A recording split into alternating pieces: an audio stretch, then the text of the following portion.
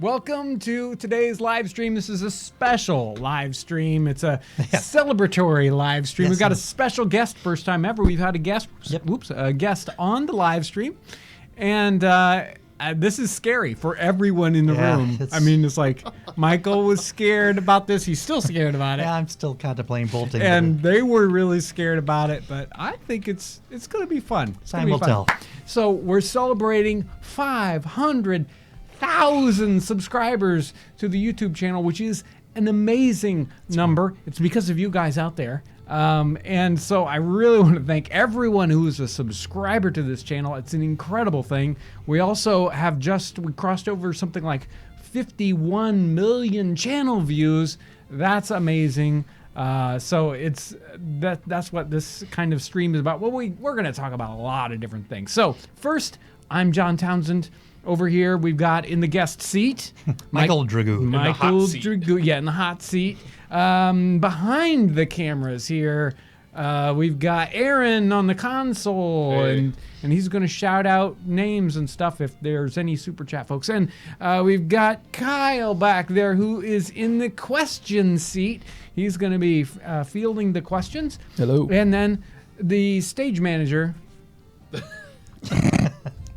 Ryan. Hello. Ryan. So I'm going to be busy today. Troublemaker. It's going to be difficult. It's going to be a fun but yet very difficult live stream. It'll be great. So, first up, if you want to support the channel right here, right now, you can do that with this super chat, and that means your comment will pop to the top. If you've got a great question, you wanted to get it, first priority, then Aaron will read some of those out if those come in.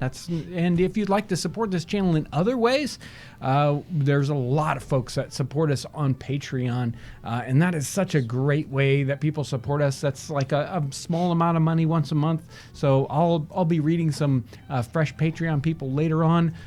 We also have a kind of a merch section on our website where we have mugs, like the mugs and T-shirts, and you can also find on our website books that we talk about, as well as if you're interested in tricorn hats or 18th century work shirts or breeches, we carry all kinds of what it takes to do 18th century reenacting. So I want to thank everyone for your amazing support. And even if you don't support us in that way, you support us with watching our videos, commenting our videos, subscribing to the channel, sharing our videos. There's so many ways that people help us, and we're so thankful for all those things.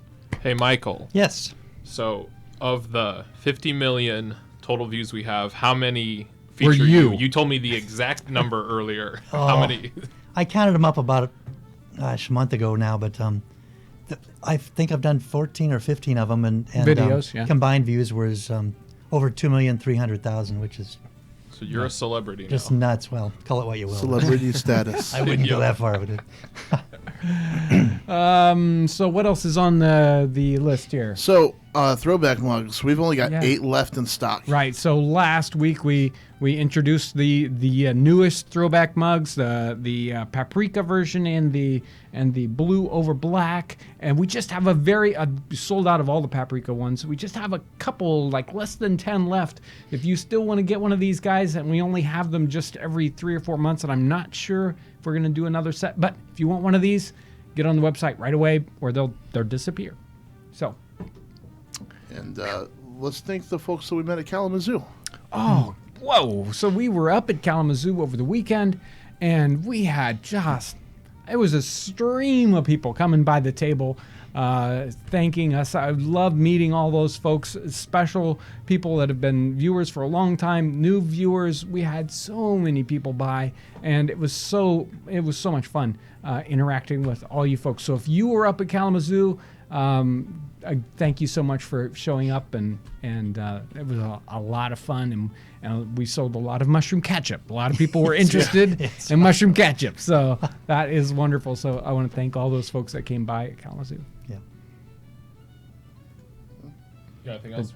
Yeah, well, I think that you had a list of some Patreon folks you wanted to talk about. I did. But why don't we do Instagram? Oh, why sure. don't we talk Instagram? Instagram contest winner. So once a week, we have a special Instagram contest that we talk about here on the live stream. And so we have got this week's winner. Is the picture up? There it is. There's the There picture it of is. this week's Instagram winner, and each week when we pick those guys out, we will send them a virtual gift card, gift certificate, whatever that thingy is. Ryan takes care of that. He'll DM you directly, or already has, or... Yes, I already have. This is Jonathan Morgan, and it was a really cool photo. He made the macaroni and cheese, and he had his brand new Midnight Over Black throwback mug sitting next to it. Winner! The winner! So thank you, Jonathan. What was the last name?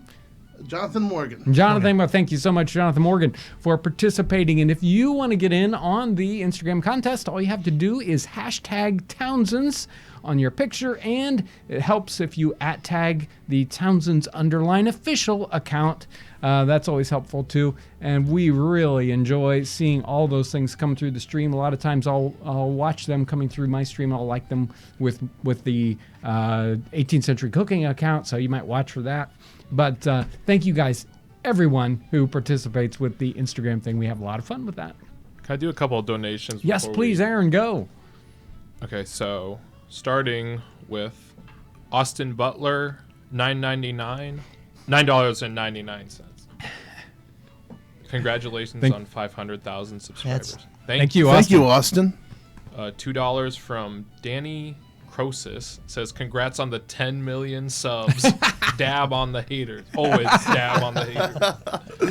And then, Thank you. Let's toast that. Yeah. There we go. Yes. Here, do it again. Do your dab. That's what all the young kids are doing. And then from Aaron C, $10. A live stream. You made my day. Thanks a lot, guys. Okay. Thank and then you. This one, I'm going to go back to this one because I need to figure out what currency it is. So Okay. Send us cooking questions from Michael and John. And we'll do So, those. so I'm sure everybody has seen Michael, but for the folks that haven't, can you talk a little bit about who you are and what your history with Townsend's is? Oh, sure. I started demonstrating food preparation techniques about 7 or 8 years ago. The French and Indian War up to Revolution. I live in northern Indiana, about 4 miles from the Michigan border. And as soon as I met John, I started a direct deposit program with my employment so that I could... I just get part of the check every week. It It's works just a lot- perfectly. it's a lot easier. But I do a couple of events, full immersion events each year. I demonstrate food preparation techniques, and my wife joins me sometimes, and I just really enjoy. I never expected the heart moments that I receive when people have watched the videos or will comment on something, whether I've participated or not. They'll just comment on it, and they've tried these things. They take them to heart, and they cook part of their past with their family, and that means a lot to me. So that's what we're doing. And I've enjoyed doing some of the videos. I was their test dummy for the having a person cook with him. Yeah. And first interview, and now first of these. So we'll see, Yeah. we'll see if I'm the first and last, or if that continues. So. I think it's time for some questions. Thanks, Michael. Sure. Go ahead. Questions. Kyle, what do you got for me? Okay, so first question: how does one overcome an addiction to mushroom ketchup? Well, it actually takes, you have to have daily doses of nutmeg, along with, what's the other thing you need? I have track marks all up and down my arm from it's injecting bad, the thing. it's It's I buy those every couple of months. You know, Worcestershire sauce today is No. is a mixture of No, nope, no, nope, no, not going to do that- it. What's Not doing that? it. no. Worcestershire sauce. No, you get mushroom ketchup because Worcestershire sauce is actually bad for you. It's poison. Okay. But mushroom ketchup is like medicine. Yes, it is. It's an elixir. Prolongs life. What else you got, Kyle? Question for Michael: what is your favorite dish you have ever made with John? No, what's your favorite dish overall? No, not just with Well, me. with John, in our very first series, the first set of 3 we did, I just did some simple pancakes, but I made some jam on set, I made some whipped cream on set, and we put those inside there with some cinnamon and rolled them up, and we could not stop eating those darn things. It was simple, and I've gotten more comments from those. Best dish overall, I like. So you larger- do that with wafers now, right? Don't you? I can do it with wafers and pancakes. Yeah, wafer Yeah. press, same thing. You just roll the wafer into a tube and pinch the end, and yeah. Those were awesome. Yeah. I distinctly remember them. Pork loins, any larger cut that can take all day to do. So there's there's always something for people to witness. I prefer to choose things I can either turn very quickly or have it Take all prolonged day to cook, Yeah. yeah. So the people are always seeing that. They turn out really well. Yeah, it's demonstrating food things is hard because people pop by, they're there for, just a couple of minutes Yep. and then they're gone again. So you really either have to have something that takes 2 minutes to Right. do or is always in the process. Right. So I'm gonna do a couple more donations. A lot have come in. So that one from earlier is actually a Danish krone. Oh, yeah. So 50 Danish krones.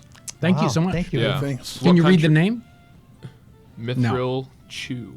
Okay. Thank you. What countries did settlers from the 17th century come from generally?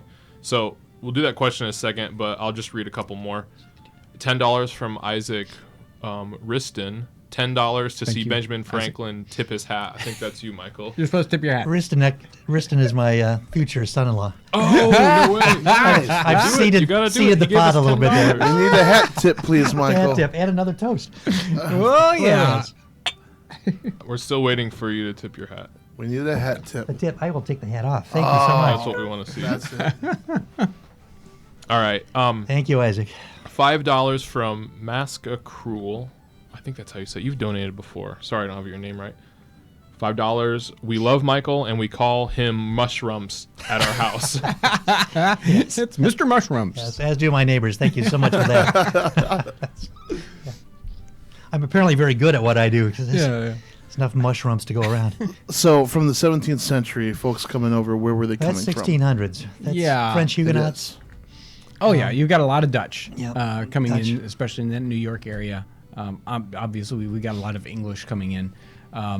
There's really all through that time period, while you may have major portions of, like English coming over and the Dutch and the French, you've also got little smatterings of other countries. And it depends on where you're at. I mean, if you're down south in Florida, you've got a major, Spanish. Yep.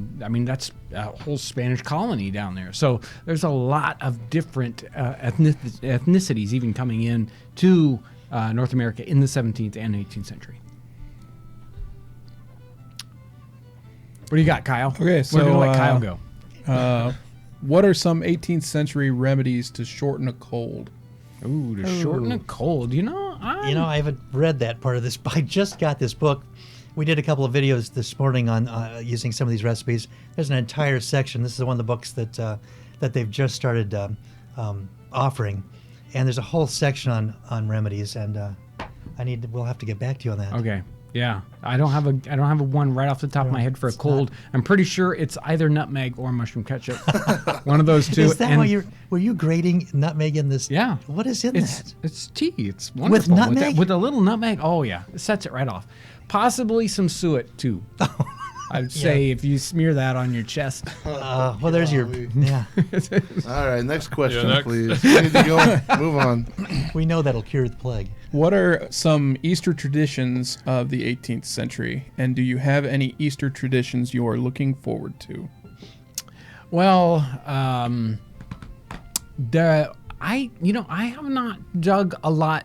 So the English, I don't think generally were big on Easter or Resurrection Day necessarily. So I think you're going to find that a lot more with the Catholic influence countries, ethnicities come in. So the French community is going to have that. Some of the Dutch community is going to have that. But I'm not sure exactly. I don't see much of that in the cookbooks. No, although in this latest Early American Living, they had period correct Easter eggs. Right. So they were celebrating in some manner, but whom they are, I don't know either. It's not a strong suit for me. And there's certainly a piece of that that's related to that, and that is there's a lot of Lent-related recipes in the cookbook. So there definitely is some sense there in Easter and Lent and those kind of things going on. Some of that Lenten stuff has to do with more with 16th and 17th century regulations, what the government allowed people to do. But definitely there's something there. And what is it? Usually just roast pork over at my in-laws' house is the big meal for us. So there you go. There you are. There you have it. Can we do that question from that donation? Which one's that? It was, what countries did the settlers... Yeah, we We talked got about that. that. Oh, we answered did? that. Oh, He's did. too busy behind the yeah. console to. My job get is that. so hard. I know. I know. We just got to press those buttons and make sure the stream keeps Yep. going, and That's right. he's got a paddle to keep it going. This is not a question, but a comment that I couldn't pass up. I said, I would love to see a separate series with John and Michael trying out a non-cooking 18th century activity, such as sailing or dueling. If I do too many of our videos with him, there'll be a dueling episode, Yes. And sailing. and then I tip will the have boat. to read fast about how to Actually, fix myself. you've had some sailing Yeah, experience. I used to have a and you- lightning, a 19-foot lightning. Yep. Right. We could do that. You've got your little And lake. yeah, and I've got a little sailboat, so Yep. we could get the teal out, the little 16-footer, and Abbott and Costello style. yeah, it'd be hilarious.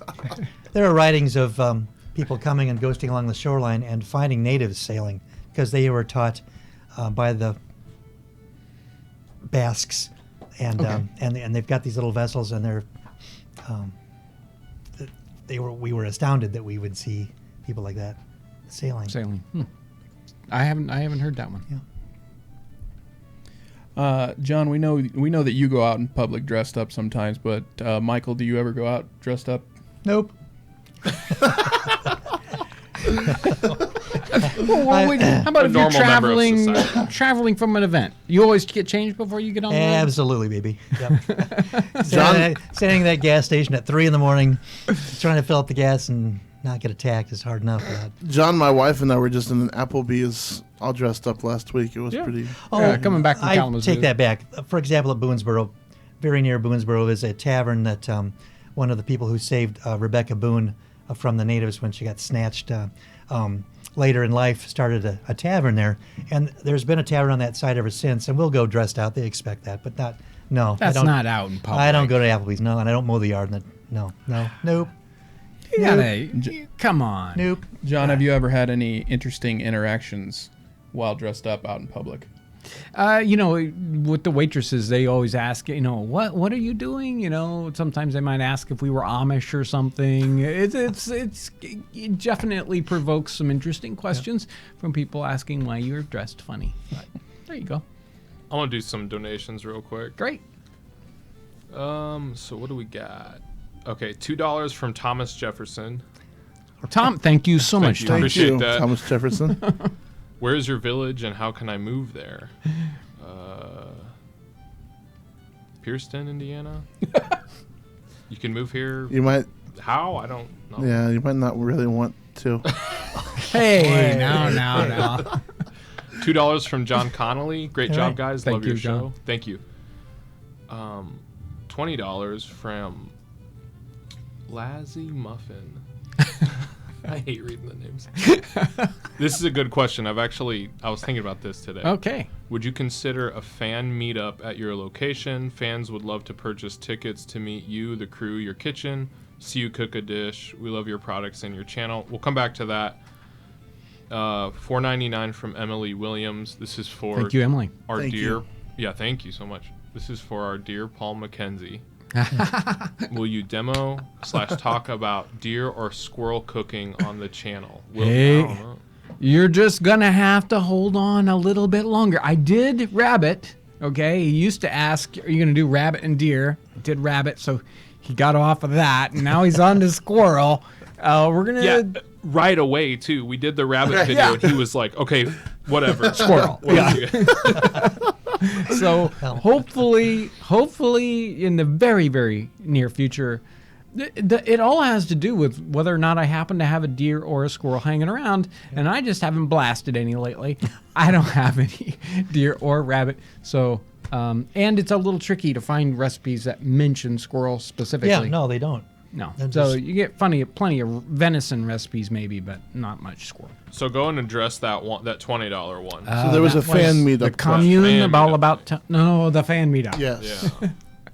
I was actually thinking about that a little bit. Well, this is something we talked about a lot, but it's just Yeah, logistically. It it's was difficult. my idea. Wow. Back in February, we did have the live stream here on Saturday where people could come in, and that was great with Rick and Hillary talking about their brand new CD. So we do have those kinds of events that happen occasionally.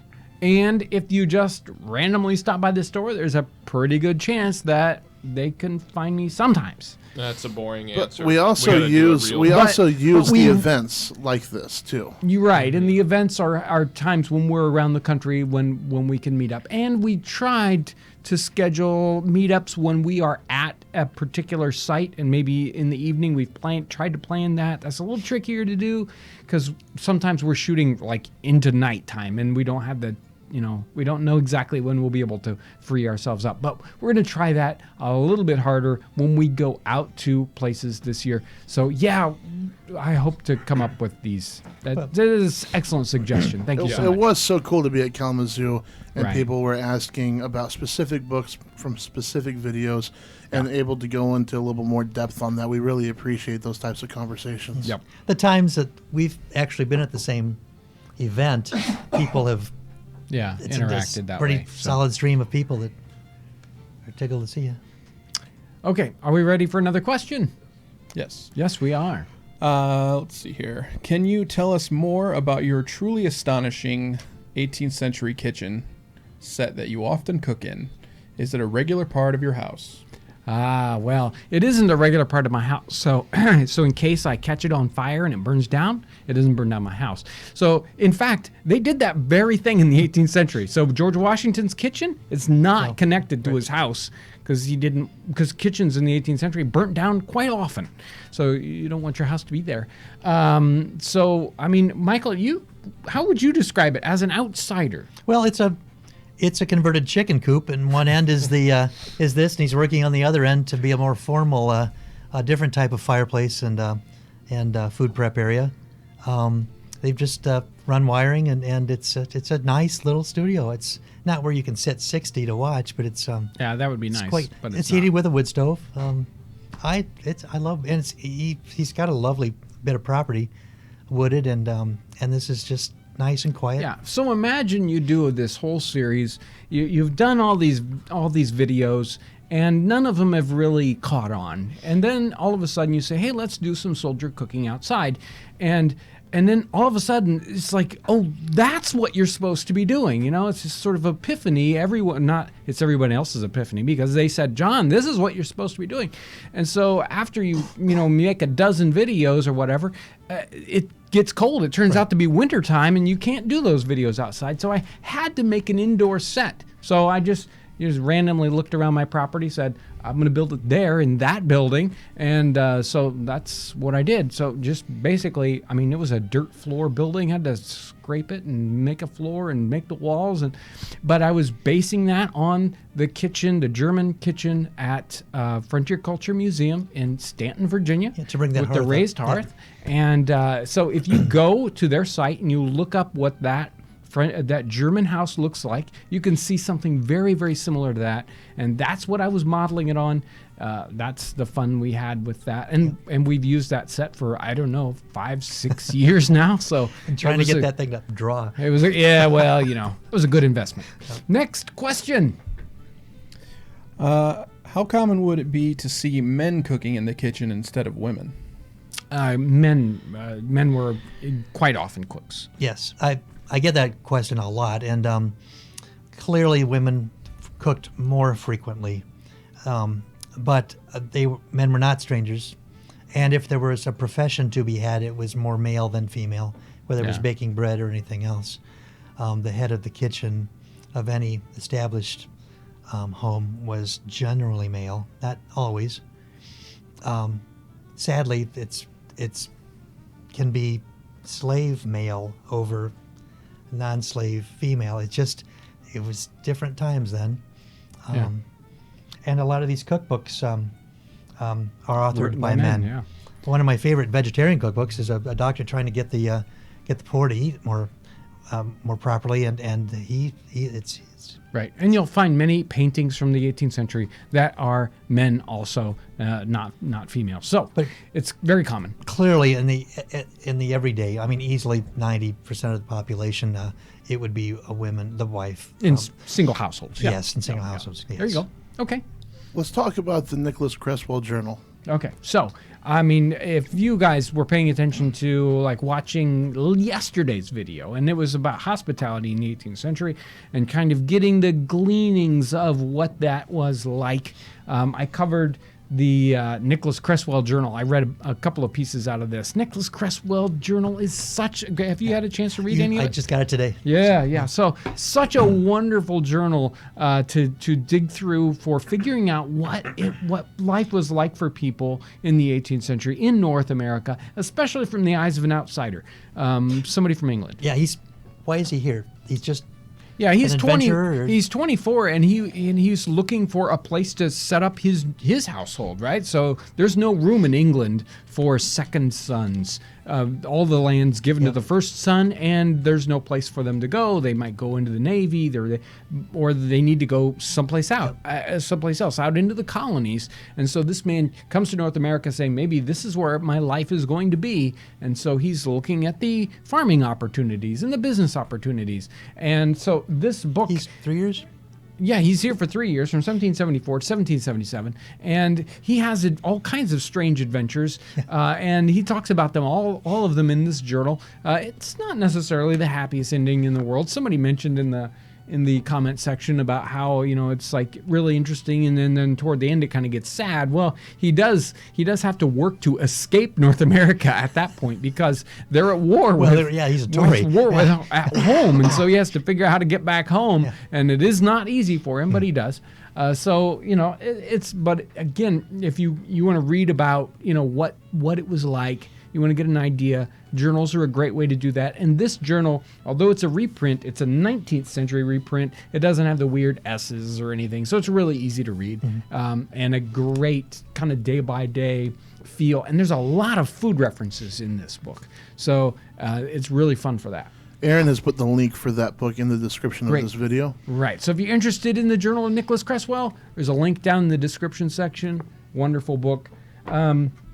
Wow, I'm gonna stop there with that unless other people have questions. I did want to get back to the Patreon folks real quick. I've got this list of new Patreon people that are new to giving to us through that. There's Noomwen. I'm not sure how you say that one. It's just one name. There's Clint Donaldson, Ron Gilbert, Ron Dugaw, Thomas Kite, John Morgan, Jonathan Myers, and lots of others. But I really want to thank all those folks that give to us through Patreon. That's a special way people give to us, and it really gives us a chance to at least help fund things that we couldn't do normally. And we've got some of that stuff coming up very, very shortly. So thank you so much for the people on Patreon. What is Patreon? Patreon is this, it's a website where you can give small amounts of money each month. So once you kind of set up your account, you can say, I'm going to give them $2 a month or $1 a month or $5 a month or whatever. And it kind of goes from there. You can turn it off at any time, but it's a great kind of consistent way of giving to a creator. And a lot of YouTubers are on there. So great way. I know that we've used that for the drone in the past. So sometimes equipment or special trips. There's you got a link to that in the description section, right, Aaron? The Patreon? Yeah, great. There you go. And then before we get back into some more questions, when we started this live stream, there were 8 throwback mugs. Yeah. We would like to be sold out of those by the end of the live stream. Yeah, if you want to so purchase some, if you're interested in one of these beautiful throwback mugs, I mean, we only just have a couple of these guys left, and this has been the most popular color. Yep. It's pretty This blue over black one with kind of throwback logo on there. So if you're interested in one of these, we only get them very infrequently, and the colors are different each time. So if you get the blue with the black, we will probably never have this one available to you again. So if you're interested, make sure to head over to the website. All right, Kyle, how about some more questions? Okay, so how much did North America cooking change during the Revolutionary War due to supply shortages? You got anything on that? Well, we weren't getting things like white sugar, as we were getting sugar cane already. Yeah, directly from. Many of our things, tea, 90% of the tea coming in is already smuggled. So we pretty well, several signers of the Declaration of Independence were quite good at getting around the law and getting things into this country. They weren't. It wasn't like we were receiving meat or anything. Right. And we weren't doing a lot of smithing work, foundry work, really, at this time. Yeah, I would think most of those food kind of things, we were exporting a lot more than we were importing. Yeah. And so I don't think it actually changed much unless it was changes due to actual, let's say, cultural shifts where we stopped drinking tea, although tea still seems to be available to a certain extent. They stopped sending money, coinage, paper into this country.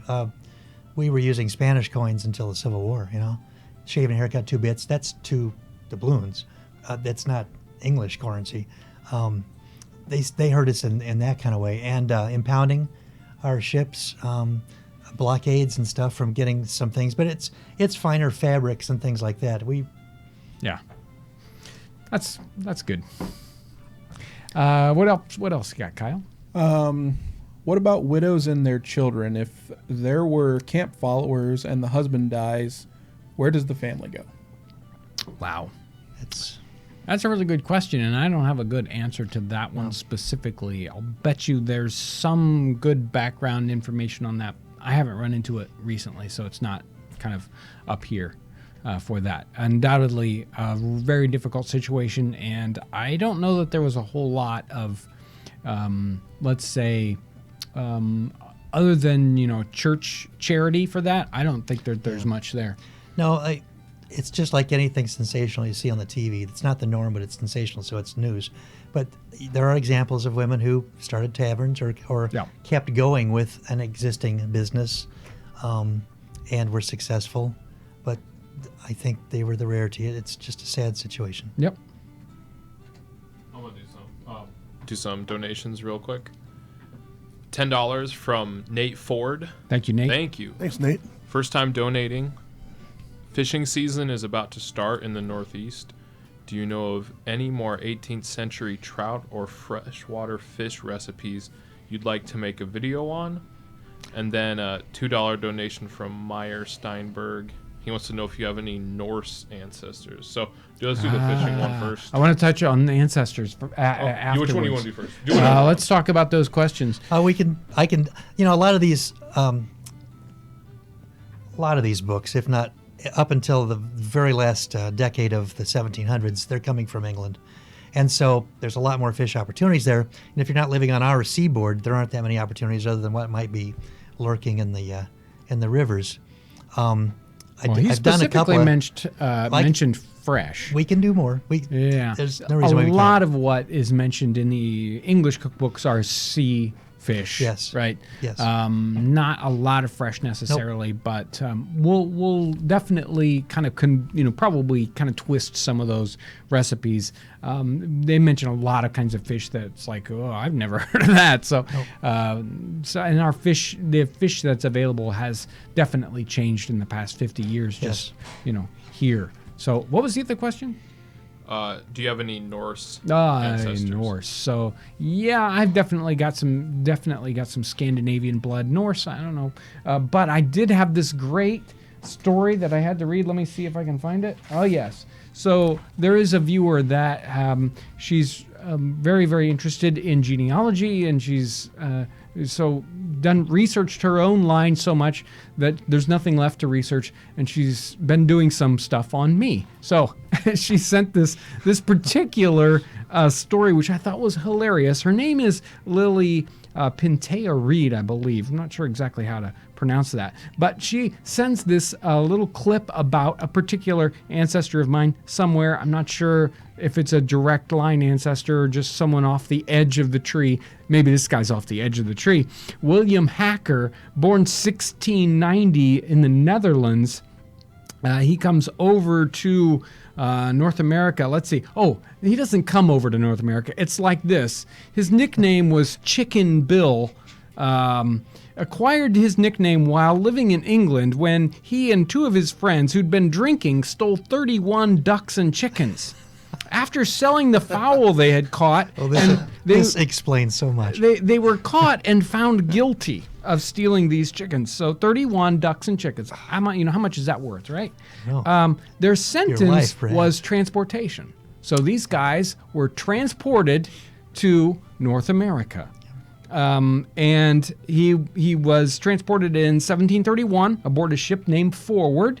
He most likely he spent time as an indentured servant, or you got to kind of work off your transportation, so you can't go back for 7 years and you have to work for people.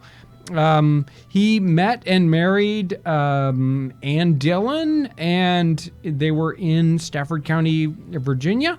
And she apparently was indentured also. So there's a lot of indentured or transported people in North America in that time frame. She was born in Ireland and came to America around 1728. Oh, that's wonderful. So And they wind up in Western Virginia, which is right. now West Virginia, but at the time it was. Right. So they had a farm in Winchester, Virginia. So apparently, so great story. I love that. Somebody transported somewhere in my family line, somewhere back there, somebody who was actually an indentured servant or a transported criminal. I'm sure you don't have any criminals in your background. I don't know. We kept moving it. Yeah, probably inopportune times. because, That's right. it's like before you got caught. I'm going to start calling you Chicken Bill. Yeah. I bet you do that once, and then someone loses your check. So go ahead, Kyle. What else you got for us? I got a couple questions for Michael. Yeah, Oh, boy. Michael. Stump the Michael. Is there one recipe that you found to be so bizarre you couldn't imagine anyone, for any reason, consuming it? I really despise fish, and I know that people like to. And I think John does too, because I started bringing fish into the recipes when I'd come, because I never saw them. I really despise things that live in shells. And so I had to pretend I liked a salmon thing that we did. It was good. It was not as good That as. shoot was a nightmare because you had to act like you liked it, and you were like, I don't like this. I didn't like it. I don't. It was salmon. good. It was. If you like salmon, it was okay. Salmon. How can you not like salmon? They live in this water. There's no Yeah, reason but to eat they are them. not fishy. They're fishy enough. See what I had to put up Anything with? else that's actually gross? No, Yeah, I so- think that's gross. No, of the things I've tried, I haven't gone out of my way to try discussing things. There are things in here, especially seafood things, or just the odd mixture of ingredients. I don't. One of the recipes we did today was we what did we do? We fricasseed a pig, right? Right. And Yeah. the last the recipe we forgot to tell you was that they had something to do with the roasted head, and so I steer away from things like that. There's no reason to eat brains. Yeah, They're they did a lot of There's not- let's bake this head thing. I'm a not soused sticking a hog's hoof in face something. and- So Yeah. no. When I was stay at with Fort that. Frederick last year, they were all eating a soused hog's head, and they loved it. That's Every nuts. single one well, of they're them. just nuts. Let's move on. Good. Okay. The second question for Michael is, do you ever cook dinner for your family in the 18th century style? Yeah, I do. And I've had friends over, and the whole thing has been that. And I do something. And they survived it. They live to tell a tale. They're, There you they're go. kicking and screaming sometimes, but I enjoy it. It's fun, and I like the different. There were different sensitivities to spices used and preparation techniques, and it's just fun to try the things. It's fun to have people enjoy them. So yeah, I do. I'm the principal cook at home, and I do sneak things in from time to time. Sometimes I have to hide them or cut them up so fine they can't get picked out. But John, you talk about men's journals. Can you tell of any women's journals? Yes. Yeah. In fact, I mentioned one, and I went looking in the library for it. I'm not sure. It could be at home. It's in the library, but the one I actually kind of mentioned off the side, and oh boy, I wish I could find it. It's always like that, I've got I don't know, 10,000 me books too. laying around. And it's like, okay, I know what the cover looks like. I know, and I couldn't find the book. So yes, there are some women's journals. I know that Lauren's been reading a journal about a Quaker woman, and it's a very long time period where she's writing. This one that I've got is actually fairly small, and she doesn't write very long entries, but it does give you a real feel for what's happening within the household. She doesn't talk about like specifically things that she would cook, but she certainly talks about situations like how many times she has to cook, or there's no food in the house, or and then I have guests and I have to cook for them. So yeah, there are multiple women's journals, not as often or as easy to find as men's journals, but they're there. This is kind of an offshoot of that question, but there are also journals, male and female. I've read more female than male. I don't know why. That are white captives that have been brought into Native society, sometimes to replace a loved one who's been killed or died. And they sometimes have chosen to not come back because they're in a higher esteem, held in higher esteem in the Native culture than in this. Mm-hmm. And they will write of what their life was like. And those are fascinating also. Let's talk about what next week looks like at Townsend's. Oh, yeah. So, sometimes we kind of keep these things close to our vest. We're not sure exactly what's going to happen. Everything's an experiment and strangeness is going on. Next week, we're hoping to shoot a whole series of videos with a special guest, Dan. What's his last name? Wowak. Dan Wowak. You can find him on YouTube under Coal Cracker, right? Yeah, right. his channel's in the description. Channel's in the description. He's a bushcrafter and does a lot of that kind of stuff. And so we're going to be doing a series where we're collaborating and having fun talking about 18th century bushcrafting and skills and all that kind of stuff. It should be really exciting. We'll be doing some cooking. Maybe we'll be doing it with a squirrel. Maybe not. So we'll see. Maybe even some old raccoon roadkill. Who knows? Who knows what we'll find? No, we wouldn't do that. It's bound to be an exciting set of episodes. We'll probably string those out, but you'll be seeing those fairly shortly, and that will be a lot of fun. And we really thank Dan for wanting to connect with us on that. Great. So it'll be a lot of good. It's really exciting because the two worlds, the bushcrafting and the Right. reenacting, they've got so many close ties. And when I was at Fort Frederick about a year ago, Kyle messaged me and says, "Hey man, this guy's there. He does bushcrafting, but he also does reenacting," and it just seemed perfect. So I'm really stoked So about it's it. a great bridge person to connect with. So he'll be a lot of fun. He's got a great channel. So if you're interested in bushcrafting, make sure to head on over to the Coal Cracker site. So They want to see dueling. More dueling. Coal Cracker. Oh, dueling with Coal. I don't Nobody know. wants I think to. he's a lot younger than I am, so I don't He's a think. very, very big man, John. He's a large man. I think he's Very like a large. power lifter. He's No. I'll just grab the popcorn and watch you. Yeah. Some people actually might know Dan from he was on Alone. Yeah, the TV series. TV Yeah. show Alone. So real quick, let's talk about the Instagram contest one more time. We have a winner. Instagram. So if you missed it earlier, we talked about the Instagram contest, and we have this week's Instagram contest winner. He made, what did he make? What was the dish? It was macaroni and cheese. Macaroni and cheese, and he's got one of these cool mugs in the shot. So selfless. he's the Instagram winner of this week, and we really want to thank all the folks who are participating in that Instagram thing. All you have to do is hashtag Townsend's, and if you mention us in an @ Townsend's _official, makes it so it's a little bit easier for us to find you sometimes, because there's a lot of strange Townsend's tags out there, but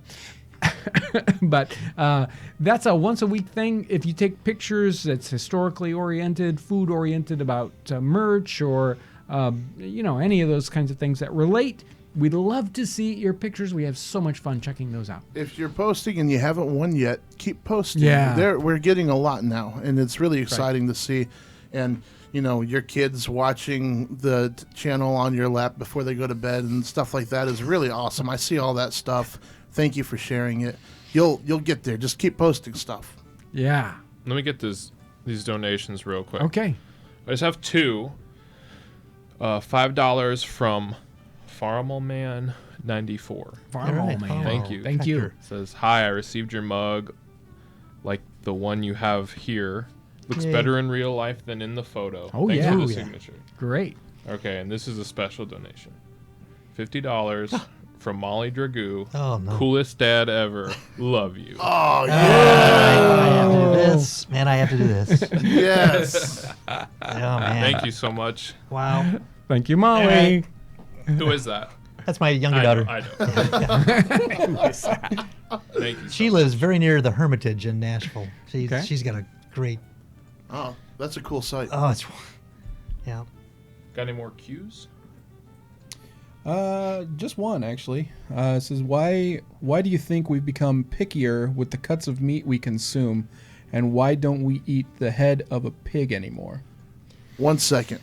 We've only got one question. That was it, and we've got more time. So let's get some questions going in that comment section, guys. Yeah, For I've Michael's got one or specific. two here too. For Michael, yeah. Questions for Michael. Oh, we yeah. Don't, we don't need to stump Michael. Stump Michael. All right. Stump Michael. Why don't we Well, eat those things? I don't think because we're better off. We Yeah. don't have to eat the whole Right. whatever it is. Although some people really enjoy those other cuts. I mean, I like That's them fine. over regular cuts. So I'm not sure I understand that all the way. I mean, I think there's part of that saying, "Oh, we're too good to eat, whatever cuts," right? So I think it's just a matter of not having to. I think in some cases, if you want, what if if you you- enjoy that, well, that's fine. Then you do. You can go buy brains, but you don't have to. You can go buy hamburger in a yeah, plastic wrap. I think a lot of it It's is the inexpensiveness of meat and in comparison, and but I think part of it also is the I don't want to be seen as eating these low class cuts. I think there's some of that there too. I definitely believe that. Yeah. So I think it's a mix between there. Here's a couple questions I've got that were. Oh, wait, hold on. What, no. Let Kyle do some. There's some good ones. Okay. Okay. Okay. Sorry. Okay. We're in the stream. Might as well be there. They should have come into the live stream. Yeah, I'll being legalize boss today. All right. In your opinion, what is the very best 18th century dessert and why? I think the most special dessert people would have found special is ice cream. Jefferson comes back, doesn't he, from France? And, Ice cream was all through those 18th century cookbooks, though. But it's, yeah. The question is, what do I find the most special? Yeah. I think some of the fancy puddings are really delightful. White pot pudding. Yeah. Really, really, really, really. We always go back to that one. That What was like a pot? 5-year-old recipe. Yeah. I Excellent. still remember it. The rice pudding that we just did. The Oh, poor yeah. man's rice Yes. pudding. That one was It's just awesome. really good. That one was And so good. so simple and so inexpensive. Parmesan ice cream. Yeah. That was great. That stuff's incredible. yeah. So many good. people are like, ooh, I don't know. No, Have no, you no, ever no. had it? Nope. He hasn't had it. I've watched the video. I haven't had it. That was You so couldn't taste it super through the good. screen or anything, huh? I Anyway, did like the screen. it's really good. What else? What comes up to you? What comes up to your mind? Yeah. Me? I don't get to try the things you guys cook. You don't bring it back to me. You guys Yeah, never you bring will. stuff back If to they're us. good, they don't make it back I, to the I shop. haven't. The donuts are really good. They're really simple, but they're donuts. really good. Those The apple are good. fritters. Those are little pillows of Yeah. love. Yeah. Those donuts. Yeah. Yeah. Yeah. So there you go. Those are our dessert, our top 5. Yeah. What are the pillows? Pillows of love. Gosh. That needs to be on a T-shirt. The next that may bump nutmeg off the T-shirt. We'll have Michael's face on that T-shirt. Yeah. But if the donuts had a little nutmeg sprinkled on top. Yeah, and with there are the lots of powdered variations sugar. of that theme too. We put a jam in the center of that, but there are all sorts of different pastries that are happening. Mm-hmm. Little cakes, we'd call them cookies now, but the little cakes, there were lots of different variants of that too. So There you go. they were special. All right, Kyle, you got anything else? Yeah. Are there any audiobook versions of the books that we sell? Ooh, that's a good idea. Yeah, I don't. We don't currently have anything that we do specifically, but in my spare time when I've got nothing better to do, Well, Kyle, John Townsend reads Nicolas Cresswell. Please. Skip. What's something the average person in the 18th century would never leave home without? well, a knife. pocket knife. Yeah. Yeah. That's probably going to be top one. Yep. You want to make sure to have your shirt. That's important. Hats. Hat on your head. Yep. You know, those are kind of biggies, but a lot of people did not carry a lot in their pockets. So a knife is probably one of the A lot of people top didn't ones. have pockets. Right. He would have yeah, had you a didn't bag even or have two. a pocket. Yeah. If you're traveling someplace a little strange in the backcountry, you undoubtedly have a fire striker Some and a kind of- way to start fire. Yep. So flint and steel. It's going to be another one of those. It's like gotta have it, got to have it. So Michael, are your glasses real or are they just a part of your getup? Oh, they're real. I'm saving up to get bifocals for them, but they are part of my getup. But I have to wear glasses Your to getup. see. So I get up and go. Unless so got up and went. They're real, and people put real lenses in them. right. We sell those frames in the store. You can find them on our website, and they're right there so that people who are reenacting can have their prescription put in them. Now, the reality is, in the 18th century, very few people had glasses, and they certainly didn't wear them constantly all day long like we do today. A lot of people wear them because they are, nearsighted and they need far vision. That kind of thing just didn't happen in the 18th century. So almost all of them were people who were farsighted and needed readers, basically. So the majority of glasses in the 18th century were readers, and they would just wear them while they were reading and then take them off. Was there any health-conscious cooking back in the day, or did they just not care too much? No, they cared a lot. And the example I used earlier of The a primitive doctor cookery, in England that developed knowing that the poor couldn't afford meat, he developed a vegetarian cookbook, and he's saying how to make broths so that they were wholesome, and different foods out of veggies.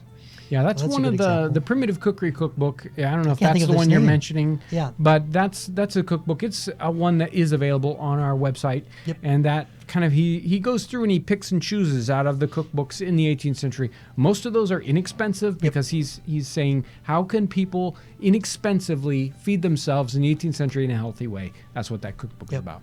He tells how to purchase those things, how to buy them, how to find them. So Yeah. he's just helping people. One more question, Kyle. Pick the best one. Okay. The best one. All right, this is for both of you. So we want two different answers. If you could take a vacation back to the late 18th century, how long would you want to stay and what year would you want to land? And where would you want to be? Well, I would, not wanting to get all the diseases that were killing everyone. I'd want to visit for a really short amount of time. But I would. My favorite area is Michilimackinac. Wow. Okay. And I'd like to see what that was like when it was French, when it was English, when it was American. If I could just flit in and out. Hey, you can only pick 1 year. You can't just go timelining it like that. He's got a time machine. Why not? I'm a get- guest. I can do whatever I want. Okay. Let's change the rules. Michilimackinac, English. Heyday is Yeah. where I'd like to be. Detroit, I've had a good time in Western Virginia and some of those sites where we're just getting ready to cross the Appalachians. Those are exciting, but I think my favorite's Northern Michigan. I think if I was going to choose something, I would say, I would start thinking about what place and what time would answer the most questions that I have open to me. Now, obviously, every time and every place in the 18th century is full of questions. We have this glimpse, through journals or through archaeology or paintings or whatever. We have this just a tiny glimpse of what it was actually really like. And so, as far as I'm concerned, drop me anywhere, drop me anytime, and it will be the most fascinating trip ever. So I don't even know if I could choose. I don't even think it would matter as long as it wasn't in the woods where nobody was. Yeah. All right, we got to wrap this up. Let's talk about the milestones we just crossed. Yeah. 500,000 subscribers. It's an amazing number. Isn't that cool? I mean, it wasn't that long ago that, in fact, I think it was less than 6 weeks ago we talked about 450,000 subscribers and how amazing that was. And, that didn't take long at all. So, We want thank to you. get to 1 million. Yeah. I think we so can do it. It's going to take you guys. I can't do it. You guys can do it. So thank you so much for that. More than 51 million channel views on more than 600. There's something like 623 videos available on the website or on YouTube right now. There's actually another 100 that we've turned off that you can't see anymore. We're not gonna let you see those. So embarrassed. Yeah, you don't That's want to neat. see those. And so we've got a lot of folks that help us in a lot of different ways. Let's talk about that and thank them. So, we get support in so many different ways. People purchase books from us or, eyeglasses or whatever. So I want to thank everyone that goes to our website and purchases things. We also have people that help us out just purely monetarily on Patreon. And we mentioned that a couple times today. Is Patreon's a great way for you to help us out just a little bit a month. There's a link down in the description section. We also have people that help us out with Super Chat. Today we had a lot of people donating that way, and that is a fun way to do it. And a lot of is really interesting in the comment section. And then there's people that help us out in other ways. When you share our videos, you're helping us. You're helping us a lot. And it's amazing the number of people that say, "Oh, I got really interested in your channel, and then I shared it with my mother and father, or I shared it with guys at work." So that is always. It's hilarious to hear those stories, and they are. It's really interesting to see kind of how the channel changes people, and what it does to their cooking or their kind of interests. It's brought people together in families, and when they tell us about that, it's so encouraging. So just the comments. I really want to thank everyone for all that you do, and thank you, Michael, for coming. Thank you so much. Coming in to this. Wait, What- we got one more wait, donation. wait. We have Come more? on. We have more? Oh no! He's stopping us. $5 from Ray Thulu. Thanks for the high quality vids. Keep doing They what are. you do. Thank you, Ray. guys are the Thank best. you, Thanks Ray. a lot. We really appreciate it. Yep. Are we ready to wrap it up? Yeah, let's do Okay, it. so again, thank you everyone out there for all your amazing help. Thank you for all your views and your comments, and your encouragement, and your helping us out monetarily. Thank you for all you do, and thank you for coming along as we savor the flavors and the aromas of the 18th century. That's right. See you later.